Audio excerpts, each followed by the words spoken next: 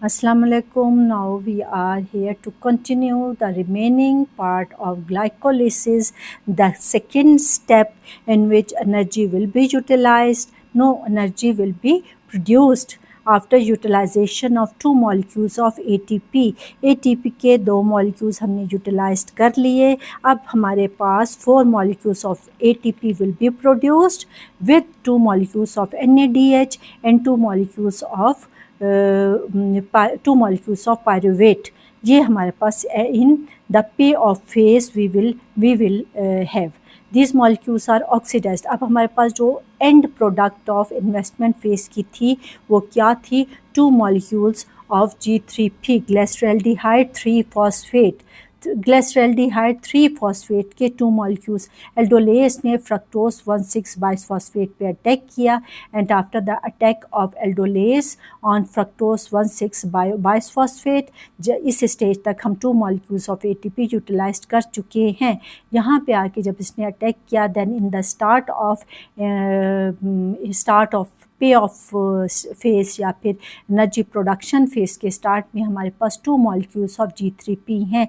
G3P G से ग्लिसरैल्डिहाइड 3-phosphate और DHAP की इम्पोर्टेंस के साथ साथ एबिलिटीज़ के साथ साथ मैंने बता दिया it is equal to one more G3P glyceraldehyde 3-phosphate के बराबर है, इसलिए ये अपने आप को कन्वर्ट कर लेगा ट्रायोस फॉस्फेट की मदद से.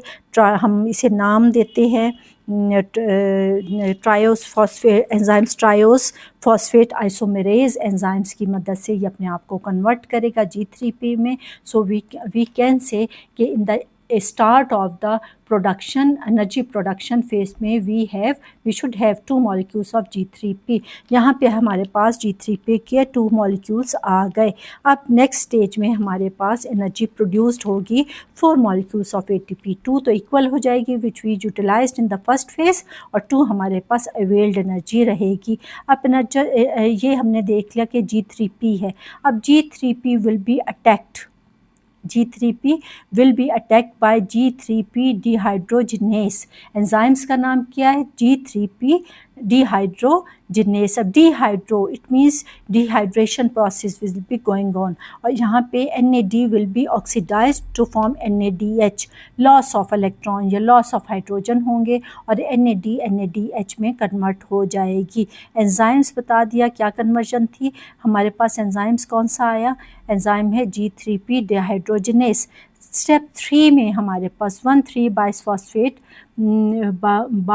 बाइसफॉस्फोग्लाइसरेट आ गया आफ्टर द अटैक. इसके ऊपर 2 molecules ऑफ ग्लिसरैल्डिहाइड 3-phosphate के ऊपर अटैक करने के बाद जो हमारे पास नेक्स्ट कंपाउंड बना स्टेप 3 में स्टेप सेकेंड में ऑफ सेकेंड फेज के सेकेंड स्टेप्स में वो है हमारे पास 1,3-BGP और ये एब्रीविएशन है जो कि हम किसके लिए यूज़ करते हैं? बाइसफॉस्फोग्लाइसरेट. कंप्लीट नाम बार बार लेना मुश्किल है लेकिन और यहाँ पे जो एंजाइम्स यूज़ होगा वो कौन सा है? Phosphoglycerate kinase. Phosphoglycerate kinase. इससे पहले जो एंजाइम्स यूज़ हुआ था वो कौन सा था? फर्स्ट स्टेप में G3P ग्लिसरैल्डिहाइड 3-phosphate डिहाइड्रोजिनेस. ठीक है. अब जो 7th स्टेप में हमारे पास एंजाइम्स आया which is use to convert the 1,3-BGP. BGP क्या है? बाइसफॉस्फोग्लाइसरेट. इसको कन्वर्ट करने के लिए जो यूज़ हुआ उसका नाम है फॉस्फोग्लाइसरेट काइनेस और यहाँ पे 1-ADP will be converted into ATP. ADP जो पहले हमारे पास डिग्रेड फॉर्म में थी वो अब इंक्रीज्ड फॉर्म में आ गई और डाइफॉस्फेट की जगह ट्राइफॉस्फेट ने ले ली. This is substrate level phosphorylation. Formation of ATP directly from substrate. जो substrate था उससे डायरेक्ट हमारे पास ATP की प्रोडक्शन हो गई. अब हमारे पास 8 स्टेप्स है और 8 स्टेप्स में 3-phosphoglycerate 2-phosphoglycerate में कन्वर्ट हो जाएगा. 3-phosphoglycerate will be convert into 2-phosphoglycerate में और यहाँ पे जो एंजाइम्स यूज़ होगा वो एंजाइम्स कहलाता है म्यूटेस. इस एंजाइम्स की एबिलिटी क्या है, जो कन्वर्ट करेगा 3-फॉस्फोग्लिसरेट को 2-फॉस्फोग्लिसरेट में, इट इज़ कॉल्ड द म्यूटेस। उसको हम क्या कहते हैं, उसको MUTASE म्यूटेस, या डिस्क्रिप्शन में मैं आपको दे दूंगी। और इस एंजाइम्स की एबिलिटी क्या है, shift a group within a molecule, एक ही मॉलिक्यूल है लेकिन उसने उसके 1 फॉस्फेट को उसने शिफ्ट कर दिया। अब 3 की जगह हमारे पास क्या है, 2-फॉस्फोग्लिसरेट है।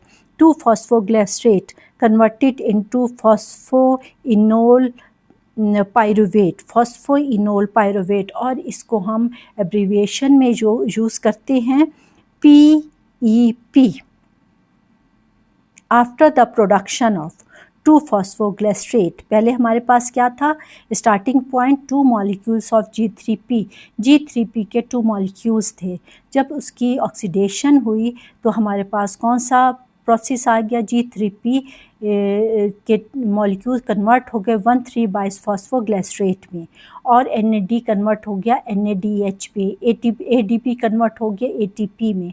अब हमारे पास जो मॉलिक्यूल्स है 1,3-बाइफॉस्फोग्लिसरेट है।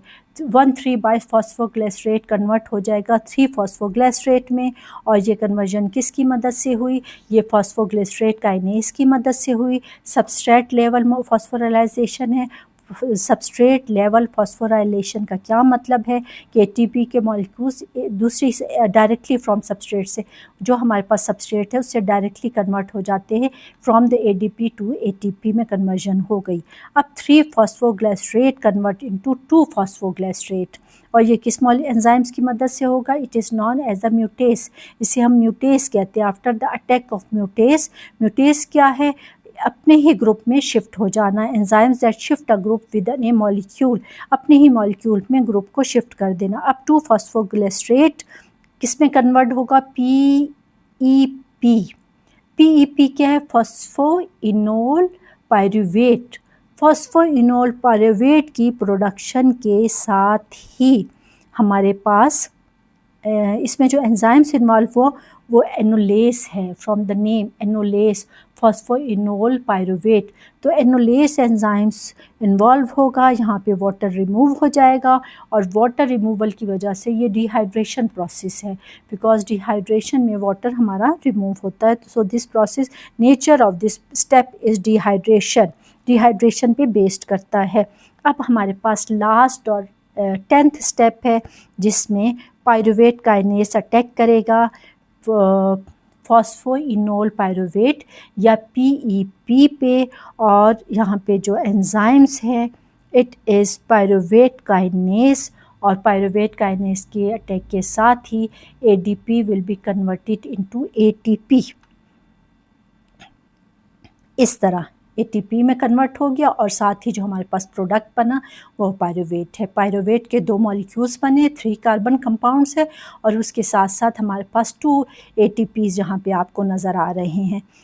प्लस नॉट ओनली 2 ATPs, सिर्फ हमारे पास 2 ATPs नहीं बने, बल्कि हमारे पास 2 ATPs यूज्ड हुए, 4 ATPs बने। किस तरीके से, क्योंकि NADH भी 2 हैं और पायरुवेट के मॉलिक्यूल्स भी 2 हैं, और NADH पे कन्वर्ट होंगे तो ऑब्वियसली वो 2.5 के बराबर है, तो ये हमारे पास 4 मॉलिक्यूल्स ऑफ ATPs आ गए, NADH आ गए, और NADH के साथ 2 मॉलिक्यूल्स ऑफ पायरुवेट आ गए। अब ये एंटर होगा, एरोबिक कंडीशन है तो क्रेब्स साइकिल्स में, एनारोबिक कंडीशन है तो फर्मेंटेशन में, और फर्मेंटेशन में until the production of lactic acid और इथेनॉल। जैसे हमने ग्लाइकोलिसिस में एंड प्रोडक्शन पढ़ ली थी कि एंड प्रोडक्शन हमारे पास ये है, इसी तरीके से यहाँ पर भी हमने देख लिया कि जब पायरुवेट मॉलिक्यूल्स बनेंगे तो वो पायरुवेट मॉलिक्यूल्स एंटर होंगे in another phase. In case of aerobic condition, if oxygen is present, then Krebs cycle will be continue. If anaerobic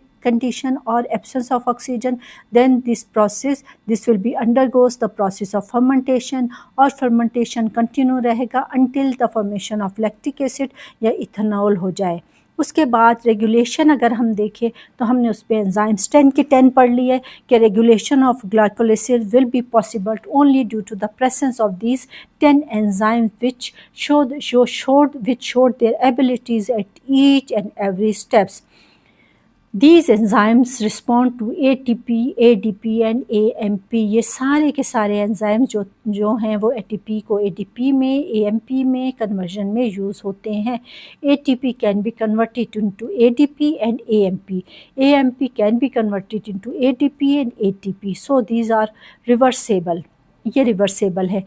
glycolysis की इम्पॉर्टेंस देखें तो पहले भी हमने फर्स्ट लेक्चर में भी हमने डिस्कस किया था कि ये फर्स्ट स्टेप है रेस्पिरेशन का, एनर्जी सप्लायर है, पायरोवेट प्रोडक्शन देता है. पायरोवेट एरोबिक और एनारोबिक कंडीशन में कौन कौन से प्रोसेस से गुजरती है, इसकी इम्पॉर्टेंस यही है कि it can be done in the presence of oxygen और in the absence of oxygen.